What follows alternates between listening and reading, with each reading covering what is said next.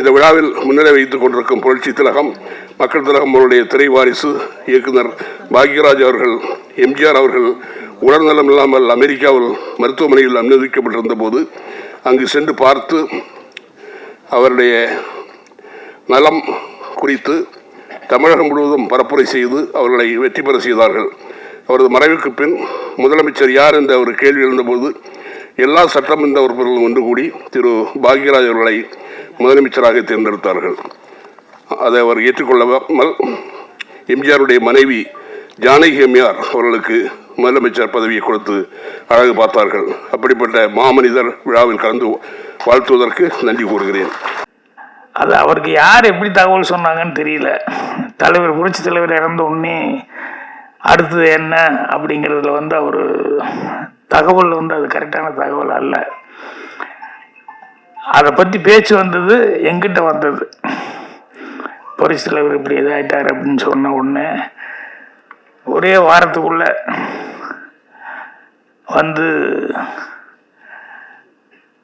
நம்ம இப்பவும் பாலிடிக்ஸில் அவங்க இருக்கிறாங்க. முதல்ல நம்ம சேலம் ராமலிங்கம் அவர்களும் ஏவா வேலு அவர்கள் தான் ஃபஸ்ட்டு வந்தாங்க. நீங்கள் தான் லீட் எடுத்து எப்படியாவது கொண்டு வரணும்னா, என்ன கொண்டு வரணும், இல்லை அண்ணனை கொண்டு வரணும்னா என்ன சொல்கிறீங்க, அந்த ஆர்மி என்ன, நீங்கள் கலைஞர் தலைவர் சொல்லி கலைஞர் வந்தார், அந்த மாதிரி நீங்கள் லீடு எடுத்து ஆர்மி அவர்கள் வரணும் அப்படின்னு, நீங்கள் அதுக்கு தான் நாங்கள் வந்தோம் அப்படின்னாங்க. நான் சொன்னேன், இறந்து ஒரு வாரம் கூட ஆகலை, இப்போவே நீங்கள் ஒரு கோஷ்டின்னு சொல்லி இப்படி ஆரம்பித்தோன்னு சொன்னால் பப்ளிக்கில் பொதுமக்கள்கிட்ட நகைச்சுவை, அதாவது காமெடிக்கான ஒரு சமாச்சாரம் ஆகி போகும். அதனால் இப்போ அதை பற்றி யோசிக்கிறேம்மா, கொஞ்சம் டைம் கொடுங்க, நான் சொல்கிறேன் அப்படின்னு. இவருக்கு போன உடனே பின்னாலேயே அப்போது கல்வி அமைச்சராக இருந்த ஒரு அரங்கநாயகன் சார் அவர் வந்தார். நீங்கள் தான் கொஞ்சம் லீடு எடுத்து அடுத்த சிஎம்க்கு நீங்கள் தான் லீடு எடுத்து பேசணும் அப்படின்னாரு. நான் என்ன பேசுறது, என்ன இல்லை அம்மா அவங்க சார்பாக தான் நான் வந்திருக்கேன், அம்மா அவங்க வரணும், அது நீங்கள் நினச்சிங்கன்னா நீங்கள் முதல்ல நீங்கள் பேச ஆரம்பித்தா கரெக்டாக இருக்கும் அப்படின்னு. அவங்களுக்கும் அதே பதில சொன்னேன். ஒரு வாரம் கூட ஆகலை, உடனே இந்த பிரச்சனை ஆரம்பித்தா வெளியே பப்ளிக் எல்லாம் ஒரு மாதிரியாக கட்சியை பற்றி தப்பாக பேச ஆரம்பிச்சிருவாங்க. இல்லை ஒரு நெருக்கத்தில் இருக்கிறோம், உடனடியாக முடிவு பண்ண வேண்டிய நெருக்கத்தில் இருக்கிறோம் அப்படின்னு சொல்லி, அதுக்கப்புறமா சாயங்காலம் ஒரு இம்மிடியட்டாக ஏதாவது ஒன்று முடிவு பண்ணணும் அப்படின்னு சொல்லி மறுபடியும் 2 பக்கம் ஆரம்பி சைடுக்காக இவர் வேலும் ராமலிங்கம் கேட்டாங்க. அதே மாதிரி மீண்டும் ராமநாயகம் அவர்கள் ஜெயலலிதா அம்மாக்காக நீங்கள். அப்போ நான் ஒரே ஒரு வார்த்தை சொன்னேன், இது 2 கோஷ் இருக்கிறது எனக்கு ரொம்ப நாளாகவே தெரியும், இப்போ அதுக்கான நேரம் இல்லை, அதில் என்னையும் உள்ளே சேர்த்தி என்னையும் ஒரு கோஷ்டி ஒருத்தனா சேர்த்திடாதீங்க, ஒன்று பண்ணுங்க, உடனடியாக ஒரு ஆளை வைக்கணும் அப்படின்னு சொன்னோம்னா, அவங்க ஜானகி அம்மா எம்ஜிஆர் மிஸ்ஸஸ் இருக்காங்க, இப்போ அவங்களை கொஞ்ச நாளைக்கு உட்கார வைங்க. அவங்கள உட்கார வைக்கிறேன்னா யாருமே ஒன்றும் சொல்ல மாட்டாங்க, 2 பேருமே எதுவுமே பேச மாட்டாங்க. அர்ஜென்ட் அப்படின்னு சொன்னோம்னா அவங்கள உட்கார வச்சுட்டு அதுக்கப்புறம் பொதுக்குழு கூட்டுங்க, பொதுக்குழு கூப்பிட்டு ஜெயலலிதா வேணுமா அல்லது ஆரம்பி அவர்கள் வேணுமா அப்படின்னு சொல்லிட்டு ஒரு ஓட்டெடுப்பு நடத்துங்க. ஆரம்பின்னு சொன்னோம்னா அவங்க ஒத்துக்கிட்டு போகட்டும், ஜெயலலிதாமான்னு சொன்னோம்னா இவர் ஒத்துக்கிட்டு போகட்டும், இதுதான் கட்சிக்கு மரியாதையாக இருக்கும். தயவுசெய்து அதை செய்யுங்க, மறுபடியும் கோஷ்டி சண்டை அது இதுன்னு பண்ணிடாதீங்க அப்படின்னு சொல்லி ஜானகி அம்மா பேர் சொன்னோம்னா மரியாதையாக இருக்கும் அப்படின்னு சொல்லி, இதுதான் நான் சொன்னது, இதுதான் நடந்தது. அவருக்கு யாரோ தப்பாக சொல்லிட்டாங்க நீங்கள் அப்படி இப்படின்னு சொல்லிட்டு, நம்ம அந்த ஐடியாலெல்லாம் அப்படி இல்லை. அதுக்கப்புறம் அப்படியே கொஞ்ச நாள் அவங்க இருந்தாங்க. அதுக்கப்புறம் எதுவும் ஆயிடுச்சு, அது எல்லாத்துக்கும் தெரிஞ்ச சமாச்சாரம். என்னென்னா தேர்தல் வர நேரத்தில் இவர் வேறு எதுவும் ஒன்று சொல்லி என்ன அப்படியெல்லாம் பேசுனாங்களா அப்படி இப்படின்னு சொல்லிட்டு நாளைக்கு பத்திரிக்கையாரம் போகிற மறுபடியும் வந்துடுவாங்க நேராக வீட்டுக்கு, என்னங்க நேற்று இப்படி சொன்னாங்களே என்னாச்சு அப்படின்ட்டு. அதனால் அதை தெளிவுபடுத்தணும் இருக்காதான் நான் அதை சொல்கிறேன். தமிழ் சினிமாவின் பன்முக திறமை கொண்ட இயக்குனர், இந்திய சினிமாவில் ஆகச்சிறந்த திரைக்கதை அமைப்பாளர் இயக்குனர் திரு கே. பாக்யராஜ் அவர்களை ஒரு சில வார்த்தைகள் பேச பலத்த கைத்தட்டலோடு அழைக்கிறோம்.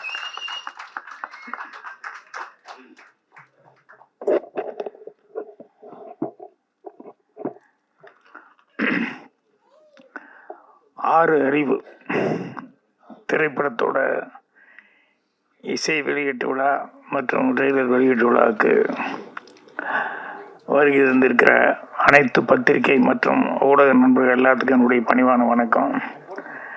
மற்றும் வாழ்த்து வந்திருக்கும் மேடைக்கு முன்னால் இருக்கிற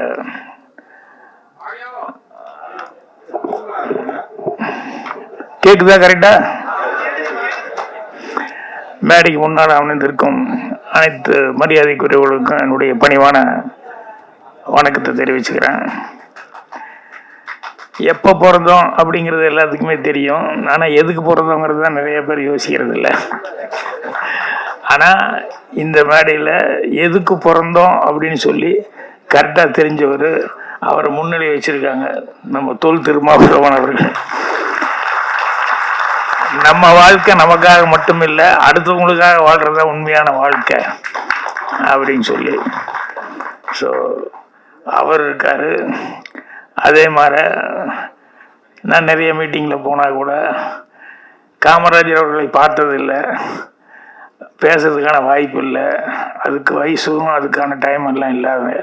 ஆனால் அவர் பற்றி நிறைய படிச்சிருக்கிறேன். அதான் நிறைய உதாரணம் காமிச்சு அவருடைய லைஃப் சமாச்சாரத்தை நிறையா சொல்லிட்டு இருப்பேன். ஸோ அவங்க பேத்தி வந்திருக்கிறது ரொம்ப சந்தோஷமாக இருக்கு. அடுத்தபடியாக தீபா அவர்கள், அவங்க காதலை பற்றி அவங்க பேசுகிறாங்க பாரு, எவ்வளோ தூரம் அது ஒரு உயிர் அது இதுன்னு சொல்லி என்னென்னவோ ரொம்ப உணர்ச்சி வசப்பட்டு பேசினாங்க. என் படங்களில் வந்து நிறையா அவங்க பார்த்து உதாரணமெல்லாம் சொல்லிக்கிட்டு இருந்தாங்க. எல்லோரும் நல்லா சிறப்பாக பேசினாங்க. எப்பவுமே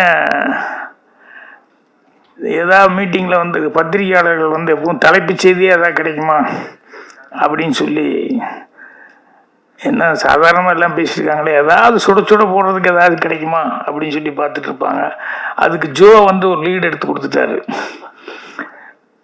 அது அவருக்கு யார் எப்படி தகவல் சொன்னாங்கன்னு தெரியல. தலைவர் புரட்சி தலைவர் இறந்த உடனே அடுத்தது என்ன அப்படிங்கிறதுல வந்து அவர் தகவல் வந்து அது கரெக்டான தகவல் அல்ல. அதை பற்றி பேச்சு வந்தது, எங்கிட்ட வந்தது. புரட்சி தலைவர் இப்படி இதாகிட்டார் அப்படின்னு சொன்ன உடனே ஒரே வாரத்துக்குள்ள வந்து நம்ம இப்பவும் பாலிடிக்ஸில் அவங்க இருக்கிறாங்க. முதல்ல நம்ம சேலம் ராமலிங்கம் அவர்களும் ஏவா வேலு அவர்கள் தான் ஃபஸ்ட்டு வந்தாங்க. வந்து நீங்கள் தான் லீட் எடுத்து எப்படியாவது கொண்டு வரணும்னு. என்ன கொண்டு வரணும்? இல்லை அண்ணனை கொண்டு வரணும்னா என்ன சொல்கிறீங்க? என்ன அந்த ஆர்மி என்ன, நீங்கள் கலைஞர் வந்து தலைவர் சொல்லி கலைஞர் வந்தார், அந்த மாதிரி நீங்கள் லீடு எடுத்து ஆர்மி அவர்கள் வந்து வரணும் அப்படின்னு. நீங்கள் அதுக்கு தான் நாங்கள் வந்தோம் அப்படின்னாங்க. நான் சொன்னேன், இறந்து ஒரு வாரம் கூட ஆகலை, இப்போவே நீங்கள் வந்து ஒரு கோஷ்டின்னு சொல்லி இப்படி ஆரம்பித்தோன்னு சொன்னால் பப்ளிக்கில் மக்கள் பொதுமக்கள்கிட்ட நகைச்சுவை, அதாவது காமெடிக்கான ஒரு சமாச்சாரம் ஆகி போகும். அதனால் இப்போ அதை பற்றி யோசிக்கிறேம்மா, கொஞ்சம் டைம் கொடுங்க, நான் சொல்கிறேன் அப்படின்னு. இவருக்கு போன உடனே பின்னாலேயே அப்போது கல்வி அமைச்சராக இருந்த ஒரு அரங்கநாயகன் சார் அவர் வந்தார். நீங்கள் தான் கொஞ்சம் லீடு எடுத்து அடுத்த சிஎம்க்கு நீங்கள் தான் லீடு எடுத்து பேசணும் அப்படின்னாரு. நான் என்ன பேசுறது என்ன? இல்லை அம்மா அவங்க சார்பாக தான் நான் வந்திருக்கேன், அம்மா அவங்க வரணும், அது நீங்கள் நினச்சிங்கன்னா நீங்கள் முதல்ல நீங்கள் பேச ஆரம்பித்தா கரெக்டாக இருக்கும் அப்படின்னு. அவங்களுக்கும் அதே பதில் சொன்னேன். ஒரு வாரம் கூட ஆகலை, உடனே இந்த பிரச்சனை ஆரம்பித்தா வெளியே பப்ளிக் எல்லாம் ஒரு மாதிரியாக கட்சியை பற்றியே தப்பாக பேச ஆரம்பிச்சிருவாங்க. இல்லை ஒரு நெருக்கத்தில் இருக்கிறோம், உடனடியாக முடிவு பண்ண வேண்டிய நெருக்கத்தில் இருக்கிறோம் அப்படின்னு சொல்லி, அதுக்கப்புறமா வந்து சாயங்காலம் ஒரு இம்மிடியட்டாக ஏதாவது ஒன்று முடிவு பண்ணணும் அப்படின்னு சொல்லி மறுபடியும் 2 பக்கம் ஆரம்பி சைடுக்காக இவர் வேலும் ராமலிங்கமும் கேட்டாங்க. அதே மாதிரி மீண்டும் மரம் நாயக் அவர்கள் வந்து ஜெயலலிதா அம்மாக்காக நீங்கள் ஒன்று. அப்போ நான் ஒரே ஒரு வார்த்தை சொன்னேன், இது வந்து 2 கோஷ்டி இருக்கிறது எனக்கு ரொம்ப நாளாகவே தெரியும், இப்போ அதுக்கான நேரம் இல்லை, அதில் என்னையும் கொண்டு வந்து உள்ளே சேர்த்தி என்னையும் ஒரு கோஷ்டி ஒருத்தனா சேர்த்திடாதீங்க, ஒன்று பண்ணுங்க, உடனடியாக ஒரு ஆளை வைக்கணும் அப்படின்னு சொன்னோம்னா, அவங்க ஜானகி அம்மா எம்ஜிஆர் மிஸ்ஸஸ் இருக்காங்க, இப்போ அவங்கள கொஞ்ச நாளைக்கு உட்கார வைங்க. அவங்கள உட்கார வைக்கிறேன்னா யாருமே ஒன்றும் சொல்ல மாட்டாங்க, 2 பேருமே எதுவுமே பேச மாட்டாங்க. அர்ஜென்ட் அப்படின்னு சொன்னோம்னா அவங்கள உட்கார வச்சுட்டு அதுக்கப்புறம் பொதுக்குழு கூட்டுங்க. பொதுக்குழு கூப்பிட்டு ஜெயலலிதா வேணுமா அல்லது ஆரம்பி அவர்கள் வேணுமா அப்படின்னு சொல்லிட்டு ஒரு ஓட்டெடுப்பு நடத்துங்க. ஆரம்பின்னு சொன்னோம்னா அவங்க ஒத்துக்கிட்டு போகட்டும், ஜெயலலிதாமான்னு சொன்னோம்னா இவர் ஒத்துக்கிட்டு போகட்டும், இதுதான் கட்சிக்கு மரியாதையாக இருக்கும். தயவுசெய்து அதை செய்யுங்க, மறுபடியும் கோஷ்டி சண்டை அது இதுன்னு பண்ணிடாதீங்க அப்படின்னு சொல்லி ஜானகி அம்மா பேர் வந்து சொன்னோம்னா மரியாதையாக இருக்கும் அப்படின்னு சொல்லி, இதுதான் நான் சொன்னது, இதுதான் நடந்தது. அவர் என்ன, அவருக்கு யாரோ தப்பாக சொல்லிட்டாங்க நீங்கள் அப்படி இப்படின்னு சொல்லிட்டு, நம்ம அந்த ஐடியாலெல்லாம் அப்படி இல்லை. அதுக்கப்புறம் அப்படியே கொஞ்ச நாள் வந்து அவங்க இருந்தாங்க, அதுக்கப்புறம் எதுவும் ஆயிடுச்சு, அது எல்லாத்துக்கும் தெரிஞ்ச சமாச்சாரம். என்னென்னா தேர்தல் வர நேரத்தில் இவர் வேறு எதுவும் ஒன்று சொல்லி என்ன அப்படியெல்லாம் பேசுனாங்களா அப்படி இப்படின்னு சொல்லிட்டு நாளைக்கு பத்திரிக்கையாரன் போகிற மறுபடியும் வந்துடுவாங்க நேராக வீட்டுக்கு, என்னங்க நேற்று இப்படி சொன்னாங்களே என்னாச்சு அப்படின்ட்டு. அதனால் அதை தெளிவுபடுத்தணும் இருக்காது தான் நான் அதை சொல்கிறேன். ஒரு கூட்டம் நடந்துட்டு ஒருத்தர் சொற்பொழிவு பண்ணிட்டு இருந்தார், கதா காலட்சேப மாதிரி சொற்பொழிவு எல்லாம் பண்ணுவாங்க இல்லையா, அதில் வந்து ஒரு நட்பை பற்றி ஒரு உதாரணம் சொன்னார் ஒருத்தர். அந்த கதா காலட்சேபம் பண்ணவர் என்னென்னா, ஒரு இலையும் ஒரு மண்ணாங்கட்டியும் அப்படி ஒரு நட்பாக இருந்தது ஒன்றுக்கு ஒன்று. திடீர்னு ஏதாவது பெரிய காற்றடிச்சா இலை பறந்து போகாமல் மண்ணாங்கட்டி அது மேலே இலை மேலே உட்காந்து அதை காப்பாற்றிடும். திடீர்னு பெரிய மழை வந்துடுச்சு அப்படின்னா மண்ணாங்கட்டி கரைஞ்சி போகாமல் இருக்கிறதுக்கு இலை வந்து மண்ணாங்கட்டி மேலே உட்காந்து அதை காப்பாற்றிடும். அந்த அளவுக்கு 2 பேரும் ஃப்ரெண்ட்ஷிப்பாக இருந்தாங்க அப்படின்னாங்க. ஒரு 6 வயசுல 7 வயசுல ஒரு பையன் எழுந்திரிச்சான், 7-8 வயசு தான் இருக்கு அந்த பையன், எங்கள் காற்று மழையும் சேர்ந்து அடித்தா அப்படின்னா இவர் முழிக்கிறாரு. காத்தடிச்சா மண்ணாங்கட்டி மேலே உட்காந்து அதை சரி பண்ணிடும், மழை பெஞ்சா இலை மேலே உட்காந்து அது மண்ணாங்கட்டியை காப்பாற்றிடும், காற்று மழையும் சேர்ந்து அடிச்சா அப்படின்னா அவருக்கு ஸ்டக்கப் ஆகி போச்சு. இது எதுக்கு சொல்ல வர்றேன்னா, 8 வயசுல கூட அந்த 6வது அறிவுங்கிறது சொல்கிறோம்ல, 6 அறிவுன்னு, அது எல்லாத்துக்கும் வேலை செய்யறது இல்லை. அந்த சின்ன பையனுக்கு 6 வயசுலேயே வந்து அவ்வளோ அழகாக வேலை செஞ்சது. அந்த மாதிரி நிறைய விஷயங்கள் இந்த 6 அறிவு அப்படிங்கிறதுல வந்து. அதே மாதிரி இன்னொரு இதுதான், ஒரு 12, 13 வயசு 14 வயசு பையன், அவன் வந்து ஒரு கடையில் அன்றைக்கி தான் வேலைக்கு போய் சேர்ந்தான். அது கொஞ்சம் கண்ணாடி பொருள் எல்லாம் இருக்கிற மாதிரி, விலை உயர்ந்த பொருள் எல்லாம் இருக்கிற மாதிரி ஒரு கடை. அதில் வேலைக்கு சேர்ந்தப்போ பின்னால் பக்கம் போய் எல்லாம் தொடச்சி விட அப்படின்னு சொல்லி சொன்னார். அவன் எதை எடுத்து தொடச்சிக்கிட்டு இருந்தான். முன்னால் முதலாளி உட்காந்துருந்தாரு. டமான்னு ஒரு சத்தம், கடக் கடக் கடக்குன்னு எல்லாம் உடஞ்சி விழுந்த மாதிரி.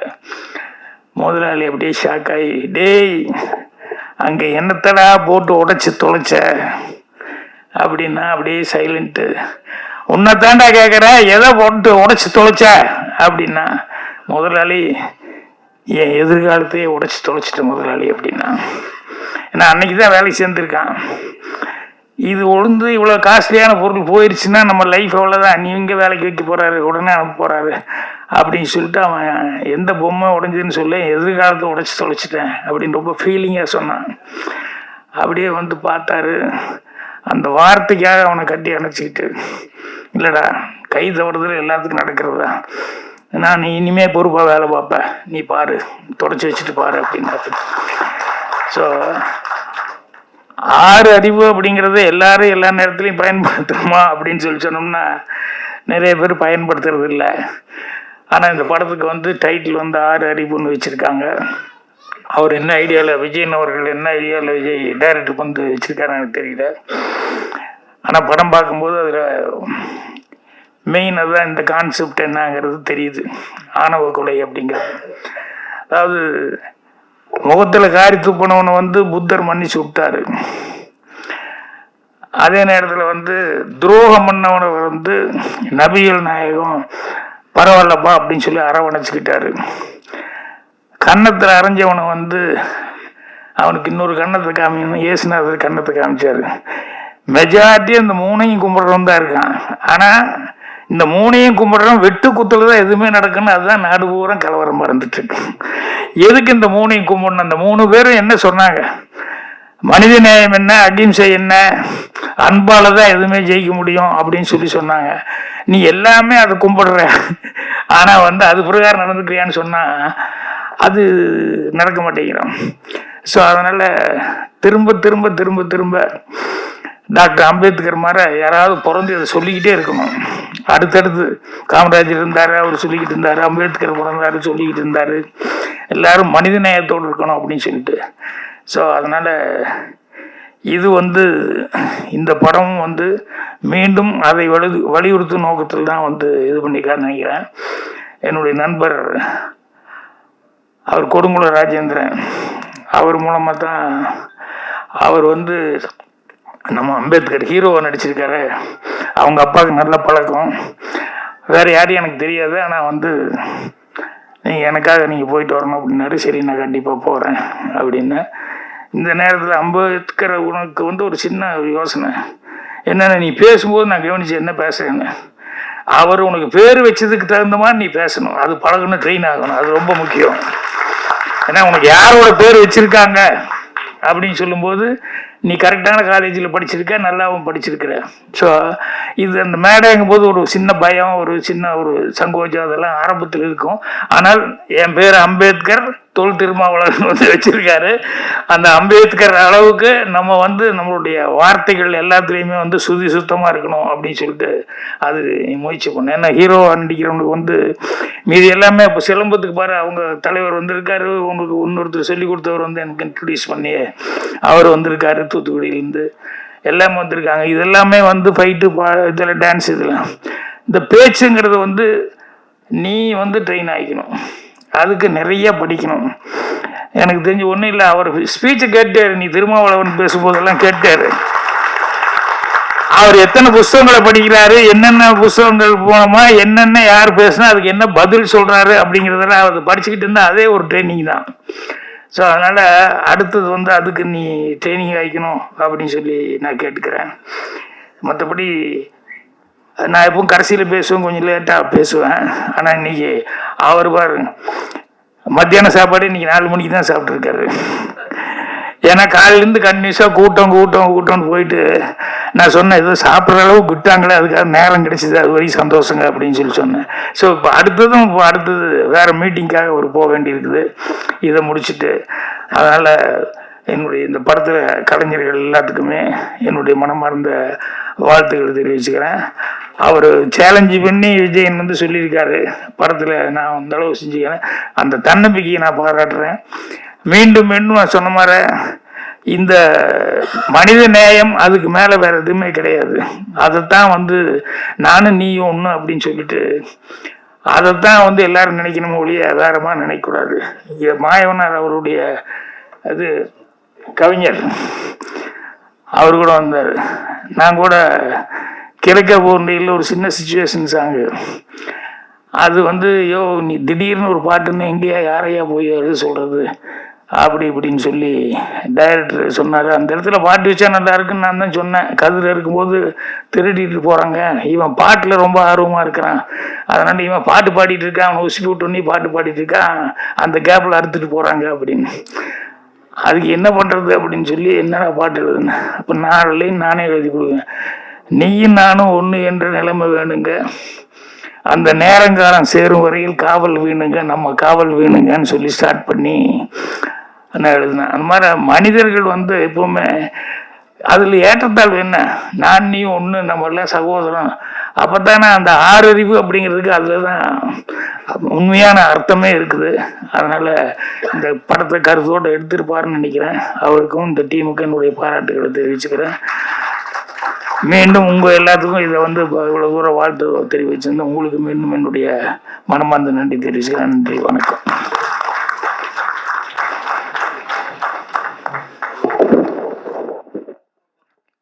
குடும்பங்கள் கொண்டாடும் வெற்றி அப்படின்னு நம்ம இப்போ எல்லாருமே சொல்கிறோம். ஆனால் இந்த குடும்பங்கள் கொண்டாடும் வெற்றி திரைப்படங்களுக்கு முன்னோடி இந்த குடும்பங்கள் கொண்டாடும் வெற்றி திரைப்படங்களை கொடுத்த கதாநாயகன், இயக்குனர் அப்படின்னா அது நீங்கள் தான் சார். உங்களுடைய அழகிய வார்த்தைகளுக்கு மிக்க நன்றி.